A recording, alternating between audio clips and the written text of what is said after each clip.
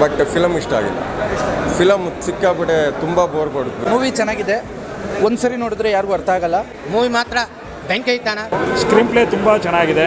ನಿಜ ಇಲ್ಲ, ಮೂವಿನೇ ಚೆನ್ನಾಗಿಲ್ಲ ಬ್ರೋ.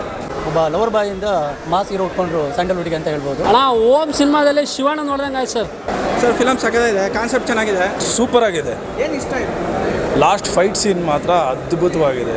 ನಾವು ಈ ಥರ ಮೂವಿ ತಮಿಳ್ ಒಳಗೆ ಮಲಯಾಳಂ ಒಳಗೆ ನೋಡ್ತಿದ್ದೆ. ನಮ್ಮ ಕನ್ನಡ ಒಳಗೆ ಈ ಥರ ಮೂವಿ ಬರ್ತಾ ಇದೆ ಅಲ್ಲ, ನನಗೆ ಖುಷಿ ಆಗ್ತಾ ಇದೆ. ಮೂವಿಲಿ ಸಿನಿಮಾಟೋಗ್ರಫಿ ತುಂಬ ಚೆನ್ನಾಗಿದೆ, ಸಿನಿಮಾಟೋಗ್ರಫಿ ಎಡಿಟಿಂಗ್ ತುಂಬ ಚೆನ್ನಾಗಿದೆ, ಮತ್ತು ಯೂಸ್ ಮಾಡಿರೋ ಲೊಕೇಶನ್ಸ್ ತುಂಬ ಚೆನ್ನಾಗಿದೆ. ಕಂಟೆಂಟ್ ತುಂಬ ಚೆನ್ನಾಗಿದೆ. ಅಣ್ಣ ವಿನಯಣ್ಣನ ರಾಷ್ಟ್ರ ತೋರಿಸೋರೆ, ಆಕ್ಷನ್ ಎಲ್ಲ ಚೆನ್ನಾಗಿ ಮಾಡೋದು, ಸ್ಟೋರಿನ ಹಂಗೈತೆ. ಮೂವಿ ಚೆನ್ನಾಗಿದೆ, ಒಂದ್ಸರಿ ನೋಡಿದ್ರೆ ಯಾರಿಗೂ ಅರ್ಥ ಆಗಲ್ಲ, ಮತ್ತೆ ಒಂದೆರಡು ಮೂರು ಸರಿ ನೋಡಿ ಮೂವಿ. ಇದು ಕನ್ನಡದ ಒಂದು ವಿಭಿನ್ನ ಪ್ರಯತ್ನ ಅಂತ ಹೇಳ್ಬೋದು.